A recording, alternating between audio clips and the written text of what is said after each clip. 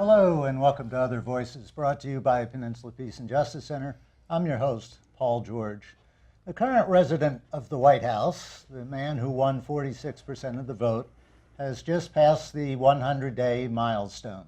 There's been a lot of mainstream media analysis of what it has all meant, if anything, and there's also been a lot of resistance, people marching in the streets, not just the last 100 days, but since election night. We're here to take a grassroots look at those 100 days plus and what that resistance has been, what shape it's taken, and even more important, what shape it should take in the remaining 3.5 years, if that's how long this current resident of the White House lasts. This is an experiment tonight for Other Voices. If you're a regular watcher, you probably notice our setup is completely different. That's because our real guests tonight are the resistors, the people who have been out marching in the streets, taking part in the dissent against the Trump regime. To help us facilitate, though, I do have 3 organizers here, and I'm an organizer myself, to kind of get the conversation started and help me keep it going. So let me introduce my facilitators here, co-facilitators. To my immediate right is Charlotte Kacey of Code Pink San Jose and San Jose Peace and Justice Center. Charlotte, welcome back to Other Voices. Thank you, Paul. Before. To Charlotte's right is Kacey Campbell of Our Revolution. Kacey Carpenter. Kacey Carpenter, I'm sorry. No worries. I think that's going to be showing up on the, no on the television. We'll fix that. Kacey Carpenter of Our Revolution. That's an outgrowth of the Bernie Sanders campaign. Kacey will tell you more about that, no doubt, when we get to that point. And at the far end of our panel here is Kim Hunter of Silicon Valley Courageous Resistance. And Kacey and Kim, welcome to Other Voices. Thank you so much. Good Thanks evening. for making Thanks for the having time us. tonight. I just want to make a note that Peninsula Peace and Justice Center, where I'm the director, and San Jose Peace and Justice Center have been around for decades, whereas Our Revolution and Courageous Resistance are new. And there's a reason for that, because it's a mix of a lot of new groups coming along and a lot of long-established grassroots activist groups that have been participating, learning how to work together, learning who each other is. And that's part of it. To get this started, let's just get a quick idea of what your various groups have been doing the last 100 days or since the election. Got a quick rundown, Charlotte? Sure. I can not speak a lot about Code Pink because our local group mostly gets involved when there's something going on in the East Bay. They're very much more active than our little group in San Jose.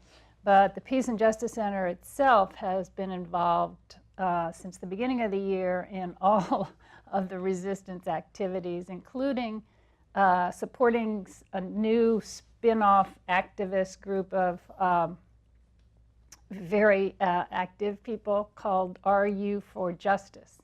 And their first event was the protest, the big protest on January 20th, and marching around the federal building and kind of encircling the federal building. Hundreds of people turned out. And then since then, there have been, it seems like every weekend, protests and marches. And it's always meet at City Hall for Tax Day protest, for climate protest. Oh, that was last Sunday. For Science Day protest, there was one great protest march that marched from Japantown to City Hall, jointly to say we support no ban on the Muslim ban and no walls, and just a lot of marching and organizing. So San Jose has been very active, thanks to Trump. Oh, yeah. Yeah.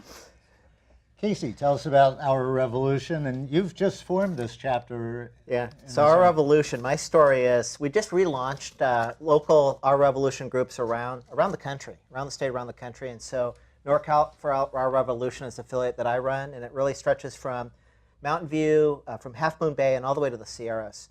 But the background was I'm a parent, right? So a year ago, we've got 4 kids in college. I didn't know really what was going on in the politics until I met Bernie Sanders. And so the genesis of Our Revolution was actually Bernie Sanders' campaign.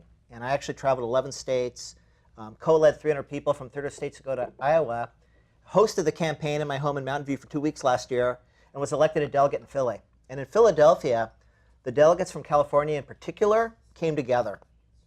And Bernie asked us to continue the revolution by focused on issues. So what we've done since then is that most of us decided we weren't happy with the party system, and so we ran for the California Democratic Party. I'm actually an elected delegate in AD 24. And so in just a couple of weeks, we're going to have the California Party Convention, where there's a whole group of grassroots coming in to really flip the party model upside down so it's local grassroots led. Now, what we're trying to do with our revolution is intersect across all these different silos of organizations to focus on key issues like healthcare, very big issue, voter rights and registration. That's actually number one, if we can't trust the vote. And then also initiatives to get candidates elected. In fact, right now we're supporting Kimberly Ellis for the California Democratic Party. And her goal is to help us flip that model upside down. So our revolution is an organization that's not directly part of the Democratic Party. We're across all the parties, with the intent to take what we learned from Bernie and bring that energy, the grassroots energy, to bear. So it's not just resisting and protesting, which we do. It's phone banking, it's door knocking, it's organizing, and we've learned how to do it. Let me just make a disclaimer that Peninsula Peace and Justice Center is a 501c3, does not endorse any candidates. He can. That's right. And he's a guest on my show, but no endorsement of And that's a good point. One of the big changes that they made with our revolution is in the past, it was really around Bernie. And so there was a problem after the election in terms of how do we endorse local candidates. So now the local affiliates actually, we do endorsements. We send the endorsements up, and then we can decide we're going to endorse a candidate in California. We're going to endorse a candidate, let's say, in Alabama, right? Georgia. Yeah. And so that's, this is part of how we need to fight a multi-front battle now. All right, thanks. And Kim, Silicon Valley Courageous Resistance, another one that has sprung up since the election. Since the election, that's right. And I have to be honest that I am a reluctant resistor. And I say that because after the election, I don't know about anybody else, but I cried after the election. I was very unhappy about all of that. And it was my husband who was saying, you know what, I have to do something. I have to join the resistance, vive la resistance. And I just said, you go do it. Because in my past life, and I walked across the United States for the Great Peace March in 1986. And so I spent 9 months going across the country and the signs and talking to representatives, and I felt like I did it. I don't want to do anymore. I'm tired of this, And my husband, he was the one who actually dragged me to a meeting. I just have to be honest here. But what I found was a group of really wonderful, just your sort of regular people who in the past would not have been activists. Moms and dads and, people who have busy lives who said, you know what, I have to do something now. I can't wait anymore. And so I'll talk about just specifically our group. And we were an offshoot, I believe, of the Courage campaign. And we also used the Indivisible Guide as a part of our guide. And we have, within our group, we have a monthly meeting. And within our group, we have separate, smaller groups. So, for example, I'm in the environment group. And there's a voter, group. And there's the Russian investigation group. And there's the women's rights group. And it goes on and on. Right. And so whatever you feel a particular, that you're particularly drawn to, you can then join and be part of that. And the smaller groups, of course, can meet as often as they wish. And one of the things I love about this is it builds community. Right. Because it's one of these things where I don't really know who my neighbors are, but then something like this happens and I start to meet my neighbors. Right. And I find out, oh my gosh, you're really cool, and I never even knew you lived over here. And so you get community together. It's about educating ourselves and then doing, I find it kind of fun to do projects together, whether it's painting signs or writing letters or postcards or watching a movie or whatever it is. And we have our, and it's this real sense of, nudging each other on. Come on, don't give up. You can do it. Charlotte, you've been doing this a long time, as have I. Have you ever seen quite this level of involvement across a broad scale? I've seen it peak for an anti-war movement, like at the build-up to the the invasion of Iraq. There were small groups springing up, but nothing like new groups springing up like I've seen with this one. People coming out to marches and rallies to oppose the war, sure, but not this ongoing organizing and meeting and things like that. That seems to be qualitatively new to me. I think so too, yes, because it used to be that when you went to a protest, you generally kind of knew a lot of the people that were there, if not everybody who was there. So it's a new experience turning out for, oh my God, the Women's March in San Jose was huge. There were tens of thousands Biggest of women. march ever in San Jose, do you think? No. There was an immigrant rights march on May Day in 2006 that had 250,000 That's right. people. That's right. 250,000. Now I have to say, yesterday we didn't have 250,000 on May Day 2017, but it's building up again.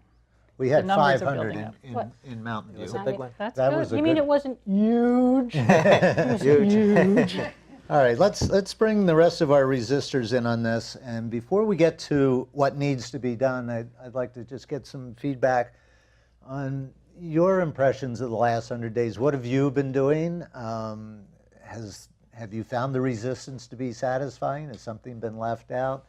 So let's make this the past 100 days review or more, and then we'll start talking about what we need to do to get from resistance to revolution, as Yep. we've talked about. So who wants to be first?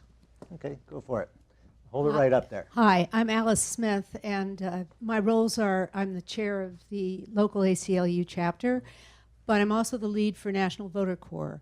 And on the Thursday after the election, the Democratic Volunteer Center met, and then they met on the following Saturday and Sunday, and they took notes, and they picked up a whole slew of areas that concerned everybody. And out of that, I stood up and said, I want to form something like the Peace Corps.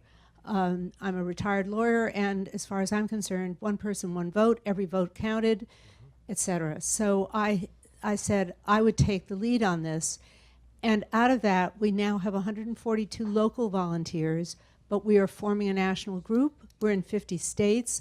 We're doing 50 states worth of analysis of voter ID suppression, of the limitations on voting rights, and of course, this week someone has introduced the guy from Georgia, the congressman from Georgia, wants to have a constitutional amendment to ensure one person, one vote. Now, I myself am very apprehensive about constitutional amendments. I don't want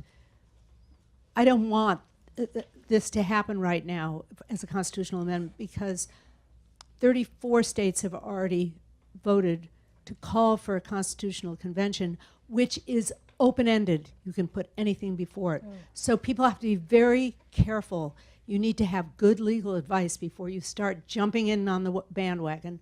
What we really need to do is to get every person registered to vote.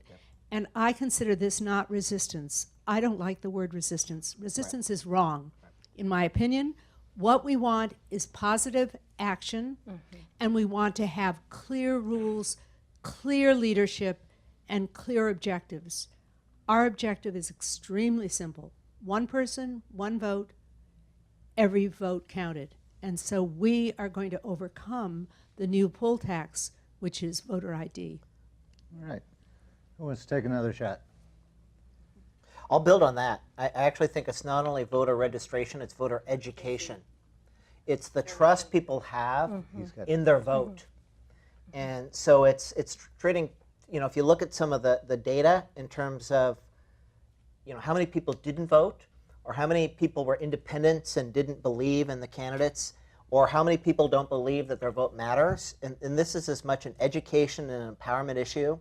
I think you're right. You corrected me before. I think it's our number one issue, which is how do we get voter trust again? That's democracy. And I totally agree with you. Gotta wait. And I totally agree with your build on what I said, because Professor Dill at Stanford said that we really have to examine voter apathy. And it's not apathy. It's actually people have a chill on their vote. when you see that it takes a woman who's voted for 70 years had to go to 140 miles in order to get her voter ID at the age of 94, it is humiliating to all American values. And make America great again. I will be very polite with my language. Now, as part of that, I mean, don't we also have to look at the Russian interference with the election? Oh, I'm a voter, and I call that vote fraud, because what you have to really look at is whether or not the computers were compromised. You have to, Professor Dill, again, he's spoken at our group. We have public education meetings about every 2 weeks, or once a month anyway. And Professor Dill said that what you need is a paper trail and every vote auditable. And what you can't have is having these machines which are 15 and 18, 20 years old, which are not to a standard which ensures that the vote is actually tabulated and that you can go back to the original vote and know that what that person did.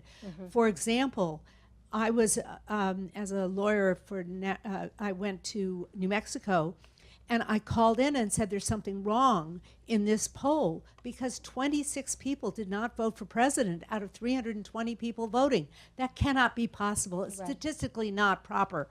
Well, it turns out, of course, that if they don't properly have the scanning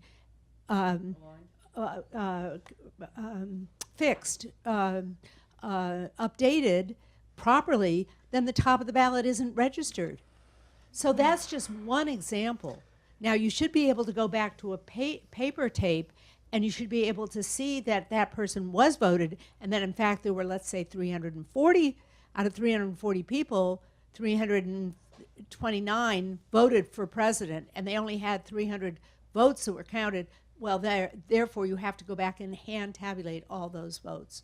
So there's a lot to be done, and what we're advocating is to have every single voting poll have an auditor, somebody watching the voting, and then the Quantus or any of these other groups to help take the votes, follow the votes to the vote collection place, and then other auditors auditing. And even, I'm sorry, go ahead, please. Go ahead. I want to change the subject because I want to talk, everything you're saying is very important, but I want to talk about the importance of organizing around the issues that really matter to the masses of people, whether it's the economic issues, the environmental justice or racial justice issues. In San Jose, we had a victory recently around just cause evictions, that because of the huge surging rents in Silicon Valley, you all certainly know it here, people would be evicted and the landlord would move in somebody else just to be able to raise the rent. So they, put a halt to that, but that was really organizing door to door, bringing loads of people to City Hall to hold signs and speak out. And those kind of issues, I think, are what gets people out the door to vote. And then all these things about I agree. voting is so important. So in Mountain View, after the convention in Philly, what will I do next? I was just so despair. And Lenny Siegel, who's on the city council, who was also a delegate, said, Kacey, why don't you run for Mountain View City Council? And there's an initiative called Measure V. And I actually got out the vote and door knocked, literally for rent control, which we passed in Mountain View, going against $1 million of special interest groups. That's great. So it actually, I consider to be one of the biggest victories we've accomplished in this state, because we actually took on the special interest groups. 7 out of the 8 candidates were incumbents. Most of them, there was only 2 of us that were for the renters. We passed it. And this is now one of those issues. Are you on the city council? I was not elected, but we passed Measure V. And But you ran. But I ran. Yes, people know your name. And now they know my name. You showed up. And that's what it takes. I mean, I had no experience running, but it was that issue, affordable housing. And for me, I thought, I've been very fortunate. We have lived here for 2 decades. My kids would not be able to afford to come home and live in Mountain View. But it's not just Mountain View. It's across California. So this is one of those intersectional issues, I think, that grassroots can really make a difference. What are some of the other things that interest all of you in terms of these focus issues where we can put forward a positive agenda, whether you want to, healthcare is a human right. Let's head over here. Ken. Hi, my name is Ken, and I'd like to change the tenor of the discussion, if I may. So far, with due respect to everyone, the issues you have raised are domestic bread and butter issue.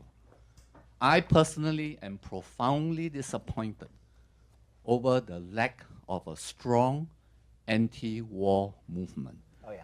Given the militaristic composition of the new regime and the overt militaristic thrust of our foreign policy, as evidenced by the airstrikes against the Syrian airbase, by the dropping of the mother of all bombs in Afghanistan, and now the imminent threat of war on the Korean Peninsula.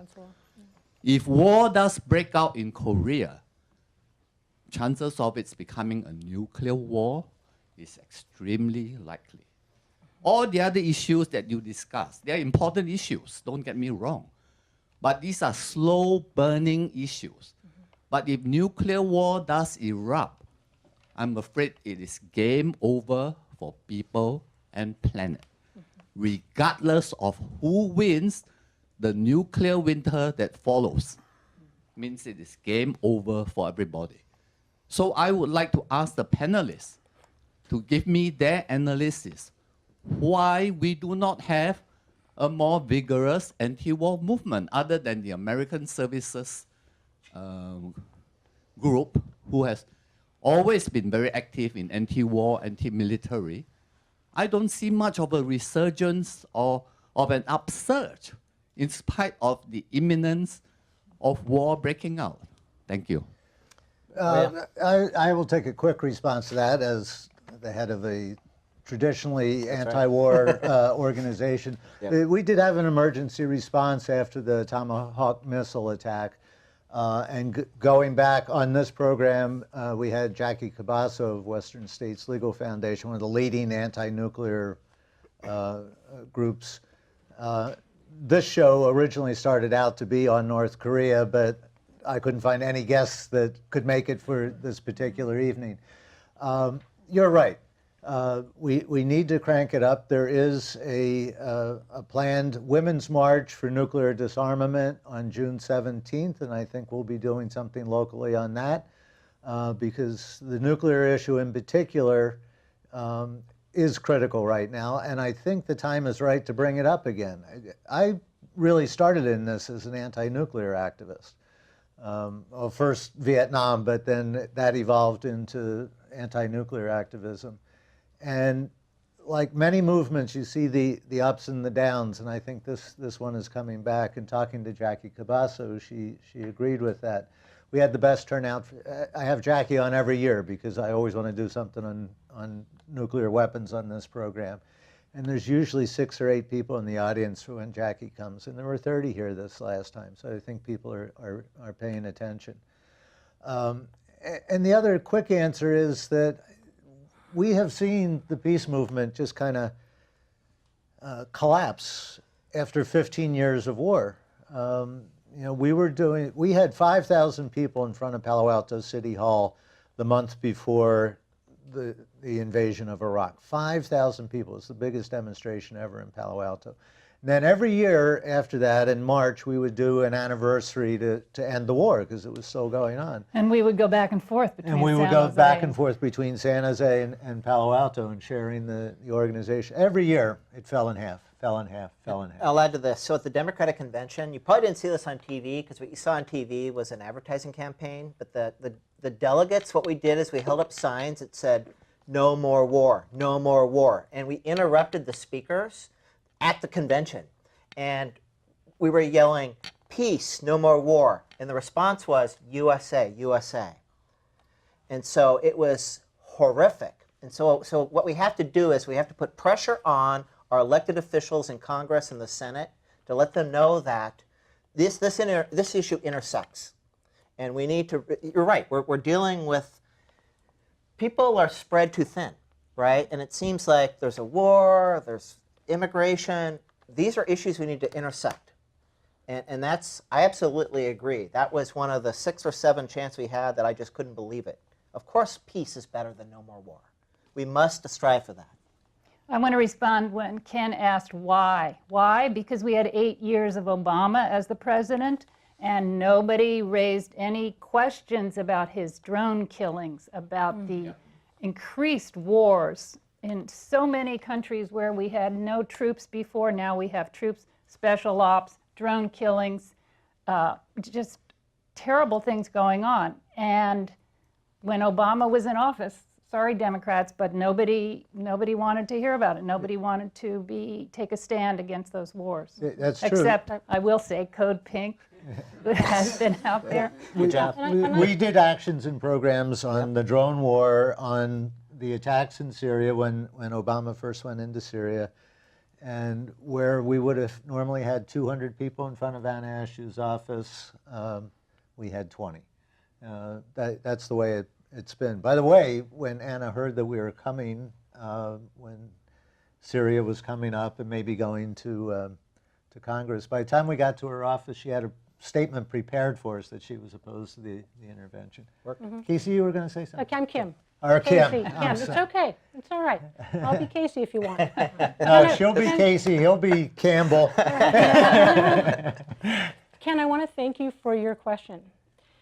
When I was in my early 20s, when I was in college, I had nightmares every night. I used to worry because it was at that time the Cold War, and I started to learn about the military-industrial complex, that we were spending $1 billion a day on this crazy, insane machine, building weapons we prayed we'd never use. And I was fortunate to be able, I thank my father for this, because I told him that this really bothered me. And he said, well, why don't you join a group? Like, there's something called Beyond War. Why don't you check it out? And Beyond War was wonderful because it was a group of people who got together and we educated ourselves. And it was based on the premise of an Einstein quote: the unleashed power of the atom has changed everything, save our mode of thinking, and we thus drift toward unparalleled catastrophe. And we would actually study that and think about what does it mean to change our way of thinking, and how could we support each other, and how kind of positive agenda could we have? And it got to the point where I was inspired enough that I saw that there was this peace march going across the country. I was at UCLA at the time, and I felt that I had to do this. Otherwise, my life was meaningless, because if there's no planet anymore, And yet, even with all of that, I can't even understand in myself why I don't feel that drive, that whatever it is, it doesn't keep me awake at night, as does climate change, for example. That's what keeps me up at night. It's like, oh my God, and now the EPA, they've turned off what I call the speedometer. It's like putting tape over it, so we don't even know what the levels are of carbon, all this stuff. But I don't understand. It's like, I don't have an answer for you other than I don't know why this isn't like being shouted out in the streets. Why isn't that important? We will be shouting. Just quickly on some logistics here, those folks who just came in, I see there's 5 of you. There are actually 4 empty seats here in the circle, so I'd invite you to come on in, and we can certainly squeeze one more chair in. So come in and join us. We're trying to make this a round robin of ideas and suggestions for how we move a progressive agenda forward. Who else wants to follow up on Ken? That was a... Can I? Oh, no, go ahead. Yeah.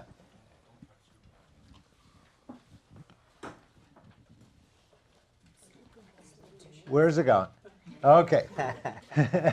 Well, I don't know about anyone else, but I'm sort of out of strategies, about the anti-war. We were in the streets for a long time. Lots of us, worldwide, didn't work. I'm a constant correspondent with, especially Senator Feinstein, who I don't think is real.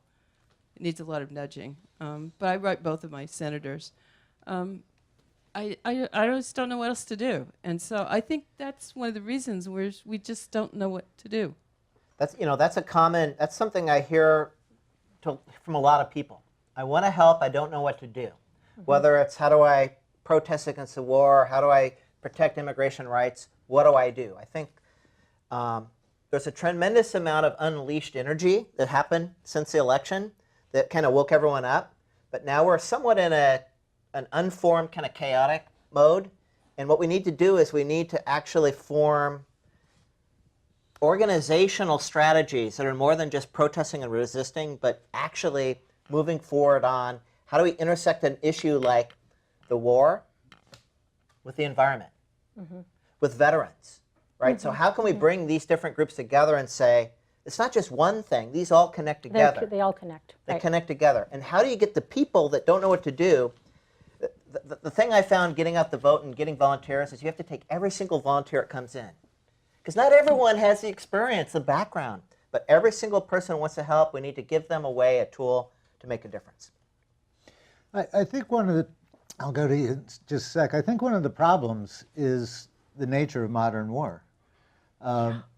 You go back to the Iraq invasion, that built up first in Congress. There had to be a vote in Congress. We seem not to do that anymore, but there had to be a vote in Congress, so there was a lot of focus on Congress and mobilization to get each representative to vote no.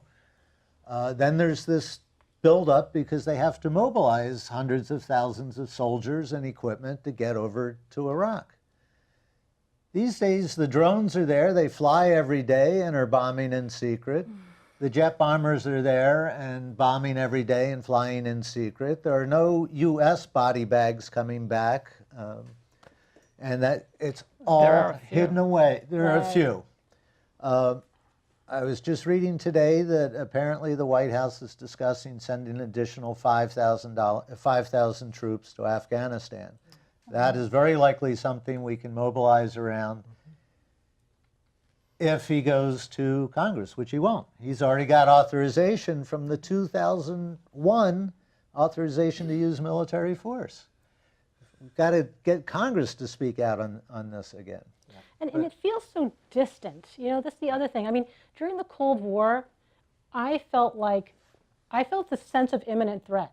I felt like, you know, they could send, you know, there were all these mistakes and the stories of the geese coming in and we thought they were missiles and all of this. And I felt a sense that this could happen to me. Whereas today, and then I want to take this a next step, which is, so I'm walking across the country on this peace march and people are saying, why don't you go march in Russia, you commies? And I said, hey, that's a great idea, thank you. And so a group of us went to Russia the following year. And what culminated, we went from what was then Leningrad to Moscow, and we had a real citizen, you know, person-to-person type of thing. And I felt the sense that something could change somehow, some way. And then, you know, with the Cold War, quote-unquote, ending, I also felt the sense of, okay, we took care of that. Okay, let's go home and go do something else. And I think now, with the wars that we have now, it feels so far away and removed, like it's not going to happen to me right now or my family. It's someplace out there.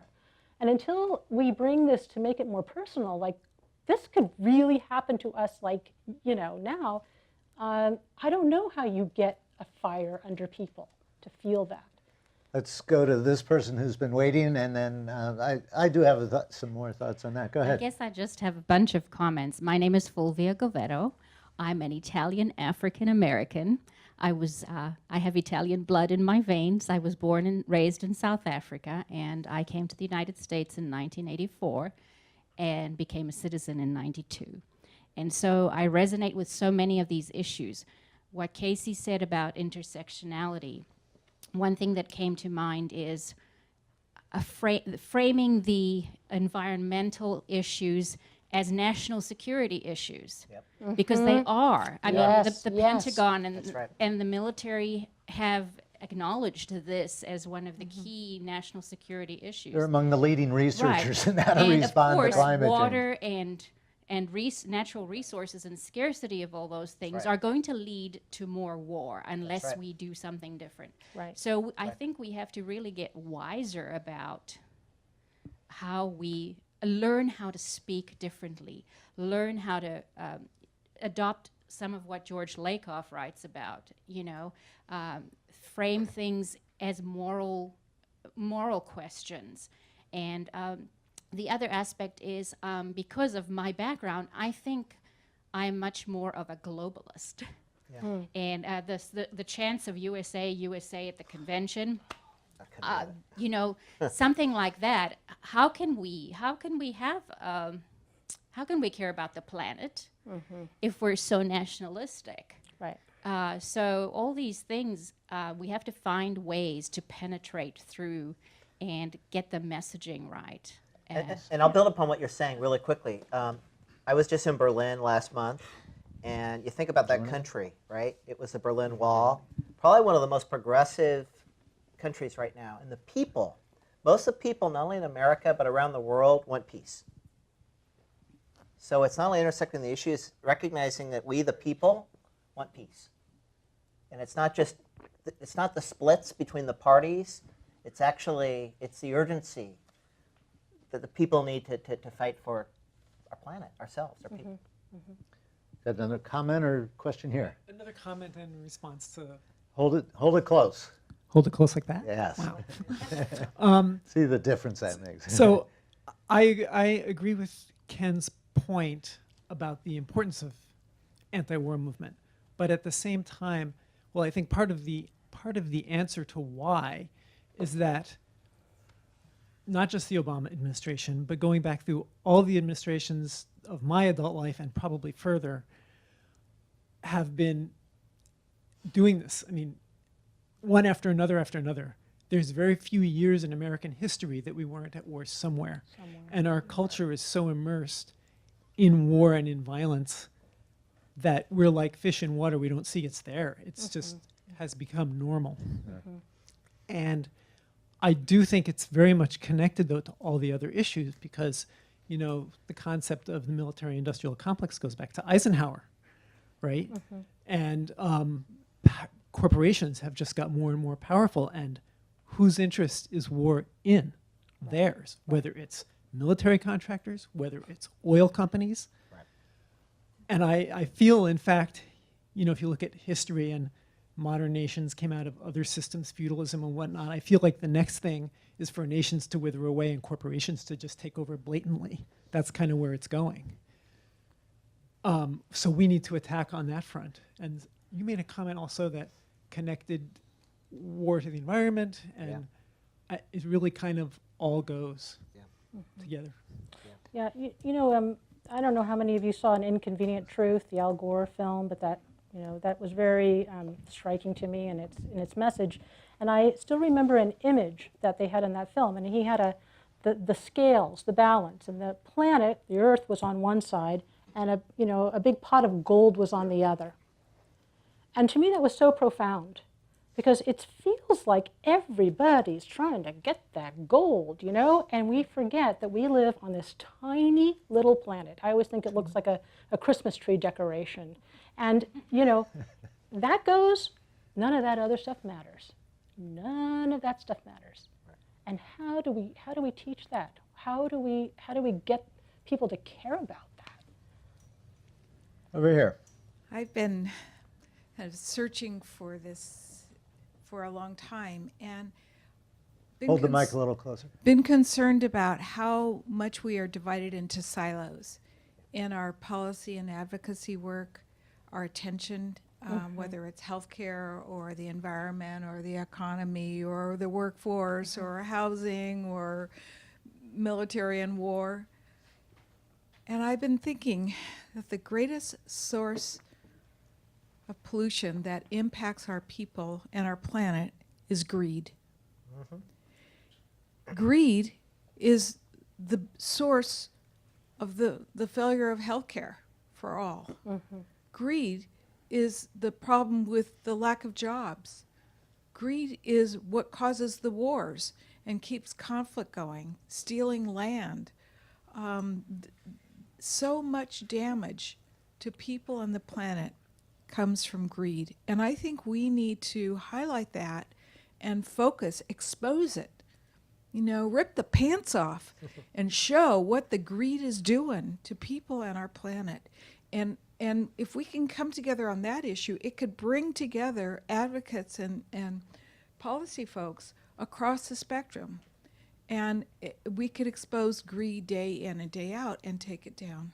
That's great. Code Pink has a campaign called Build the Peace Economy. Keep it there for a second. And it has to do with what you were talking about is how do we make people feel that war is affecting us? Well, it's affecting us in a huge way related to the economy. We're existing in a war economy, and look what it takes from our schools, from our children, from our infrastructures. It's just, if people understood how much money goes to war, and now Trump wants to spend even more, 54 I think billion. the message would come home. So the idea of building a peace economy is, as you mentioned, bringing people together to cooperate, building a new society in opposition to the war economy that we have now, in your neighborhoods and in your churches and wherever people get together, figuring out ways to support each other, buy locally, you know, whatever you can do,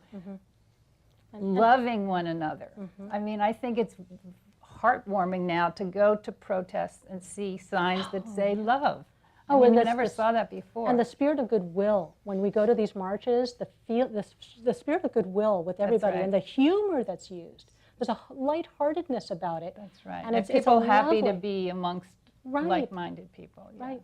Yeah, and I'm an optimist. I mean, I really am, and I want to always believe that we can solve it. And I think being in Silicon Valley, California, if we can't build a community, if we can't build stakeholders that help us solve these problems, who can do it, right? We've got some of the best, you know, we've got Stanford University, we've got all these great innovators, we've got this diversity in our own community that doesn't exist in a lot of places in the world like it exists here. So I'm an optimist. I think that if we can actually get those small groups to come together in Mountain View and Palo Alto and San Jose and say, these things do connect, right? The money that's going after the oil in these countries that's leading to scarce resources and war, that's connected. Bring in a veteran who served in that war. So I think I'm an optimist. I actually believe that if we're going to make a change, it actually starts right here. That's great. And I also want to add, excuse me, to a comment that one of the things that I love about the group that I'm in, and I can't speak for your groups, but I'm sure it's true, is that we're all volunteers. Yeah. We don't have any hidden agenda.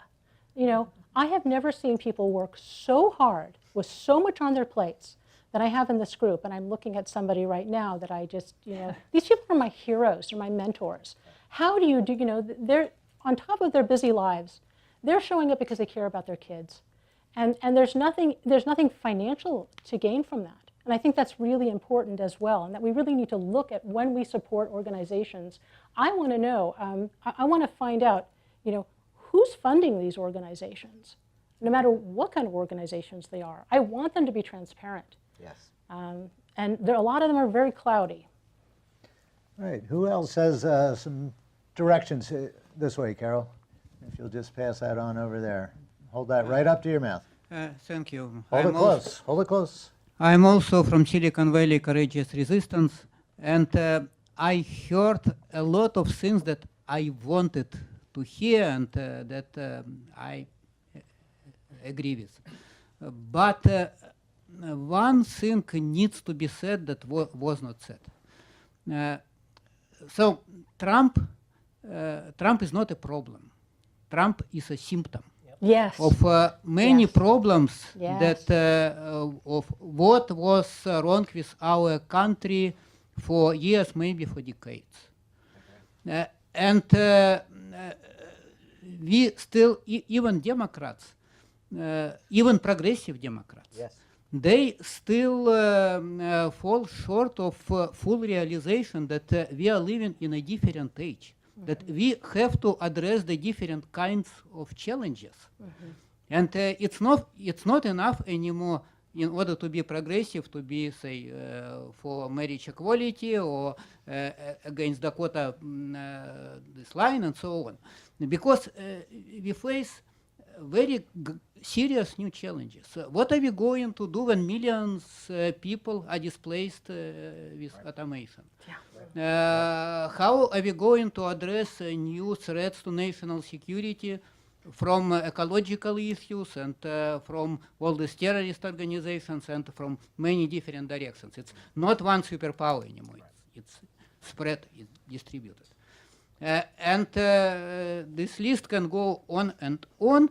And I am glad that I heard more than once this notion of positive agenda, but my question to all of you is that it's not all about the issues. We have to think more about solutions, Yes. about ideas how to solve these issues. Right. And this should be, most likely, should be new ideas and ideas that would be appealing not only to traditional liberal progressive electorate, but even to Trump voters. You know, I couldn't agree. And what I said before about Silicon Valley, I mean, I do think that 99% of the people, I went all around the country, talked to people, and those people probably voted for Trump. They had the same problem sets, right? So people probably in general agree on the issues. They don't agree on the solutions, or they don't know how to get it through. They've given up. And so the ability to get away from the politics, right, and to get agreements around the problems, then you can come up with the breakthrough that you can see the connections. You can see that we actually all want this together, right? That I think is critical. And you're right. It's whether in the Democratic Party or an independent or the Republican Party or no party. The fact of the matter is these problems have been existing for a long time. And what are we going to do? The crisis is now. Yeah. Go ahead. But one comment that sometimes it may be easier to agree on solutions than on problems. Because, for instance, the idea of carbon tax, it's bipartisan, and there is a bipartisan caucus that with many Democrats and Republicans who are for this idea. Right. And the idea of economic stimulus for job creation, it's popular across the political spectrum. The ideas of like vocational training, vocational education, and again the list can go on and on. And these ideas, maybe it would be great if they come from the Democratic Party, for instance, and maybe it will happen eventually. But I think that first, these ideas should come from us, from this movement, and percolate. Right, and it's fine. Okay, so I'm going to jump in here. So over a year, around the time that Trump decided to run for office, I have a cousin, and I was saying, oh, I'm so worried about this guy running for office. She says, oh, he'll never make it. Come on. And I thought, no, I think he's got a really good chance because he's very charismatic. He's very popular on television, and he's got this whatever brand. And here he is. And, you know, it's like this experiment they did with children, where they asked children to write an essay about what it means to be in war and what it means to be in a peace. And they had these great essays about, you know, all their positions and missiles and all this stuff for war, and this nice, beautiful essay. And peace was like, it's quiet. It was like, what do you write about? And it somehow how can we get a brand that's more charismatic? We need charismatic leaders. We need charismatic brands. We need something that feels like young people want to be part of this. It's their future, and I see a hand over there. Okay, if you can pass the mic back there, and let me throw something out while the mic is getting passed around. And this is more of a tactical or strategic, I'm sure how it lays in, approach to this. It's the how do we go about it, and it's one of the things that we've been thinking about at the Peace and Justice Center.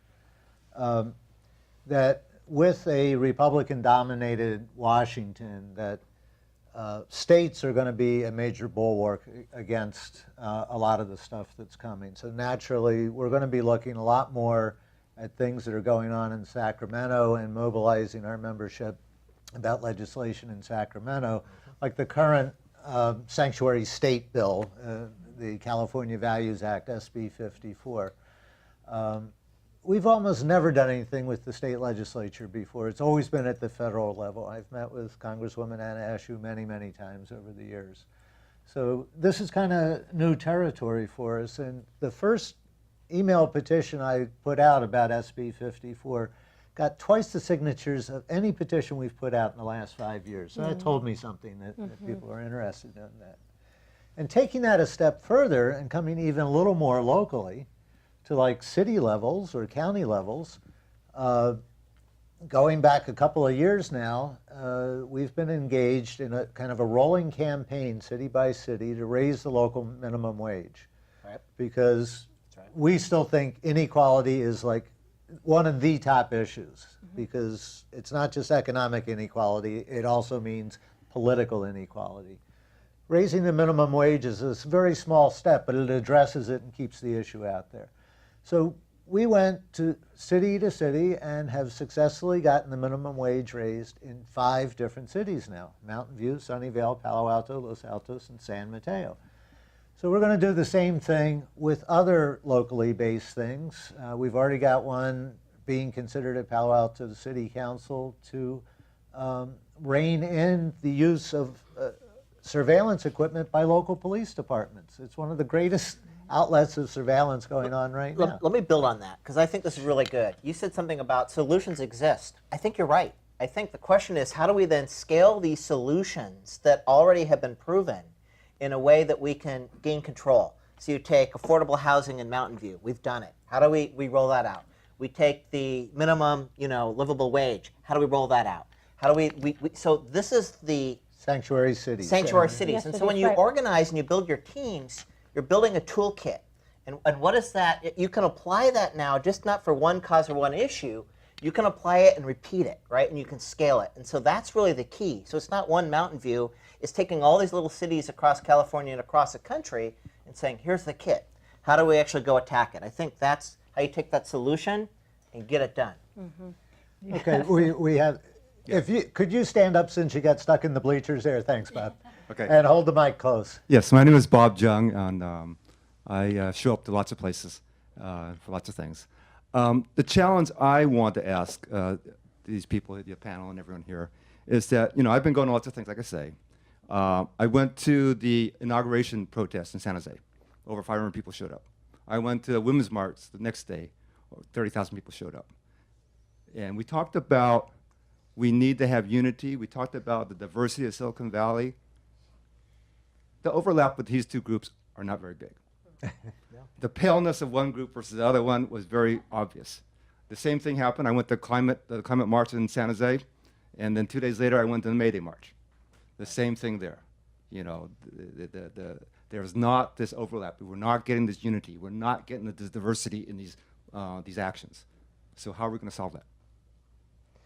It's an excellent question, Bob, and I've been asking myself that for 30 years. So I don't have a ready answer for you. Just keep trying. I think making the connections among a lot of issues and making them as real as we can is an important step forward, because there is a lot of overlap in the issues when you get down to it. I think that's why Occupy and the question of inequality was so powerful in this country several years ago, and really hasn't faded all that much, because it cuts across a lot of sectors of the society, because everybody knows what you're talking about. We're down to about our last 5 minutes, so let me keep that in mind. Go ahead. The topic of unity brought to mind, and inequality, brings to mind a movie that I recently saw. It's called 13th by Ava DuVernay, and it's about the 13th Amendment and the fact that it starts out with how the 13th Amendment, which basically bars felons from voting, and basically exempts them from being slaves, literally codified in the amendment, has led to mass incarceration in our country, and we are now the #1 incarcerator in the world. And there's more people in jail than anyway. in And then, of California course, if you're a universities. felon, you can't vote, and so there's that whole thing. It's another issue that intersects, right? And I want to follow up on this in yours. So I look around this group. I'm in my 50s. We're all a little bit older. The younger generation, they're not siloed. They're actually right now growing up believing all the things we're advocating for. So I think actually that's why we're doing it for the next generation, but that's actually where it comes together. Because you actually, when you start looking at not just college kids, but high school, junior high kids, they're growing up believing these beliefs that we believe. And I think that's where the unity is. It's in our communities. It's a lot of us who've been kind of doing this for years or just got started that are in our silos. So it's going to take some time to try to build some trust, to trust each other, but I think that starts one-on-one, one conversation at a time with one person. And that adds up. We have 3 minutes left. Anybody that hasn't spoken yet? Okay, go. And be quick. I saw another hand I over just here. want to caution against too much demand for unity and against the quest to find the right way to make things happen. Because movements are chaotic and we're not going to all agree. And I think it might even be that the most successful movements are the most chaotic. I think we should spend less time finding the right way to do it and more time getting as many people as possible to do whatever moves Whatever. them. Right, exactly. I think that was Cheers. a good lesson Right. of Occupy. I think that's very no good. organizers. I saw a hand over here. One more. This is probably the last one. I think that there is a divide between the Hold it rural close. areas in our state. I'm from Linden, east of San Joaquin County, and my sister-in-law is a nurse at a hospital, and she was shocked to find not only how many nurses but how many doctors at her hospital voted for Trump. Yeah. And then when I looked at San Andreas County, how many in those county areas they voted for Trump. So we need to reach out, not just how we think and how our young people are coming to understand what the issues and the problems and the solutions are. We need to reach out to rural areas, not only in California, but across the country. We're going to Bridge have to that wrap it divide. up there because we're out of time. I know if we had another 10 minutes, we could have solved all the world's problems today. But that's just the nature of television. We're limited to 58 minutes. I want to thank Kim Hunter, Kacey Carpenter, and Charlotte Kacey, Silicon Valley Courageous Resistance, Our Revolution, and San Jose Peace and Justice Center and Code Pink. Thanks for joining us here. Thank you all. Very good comments. I hope you enjoyed this kind of unusual format for it. I think we'll try this again. Thanks for coming. Thank you for watching at home, and we'll see you next month.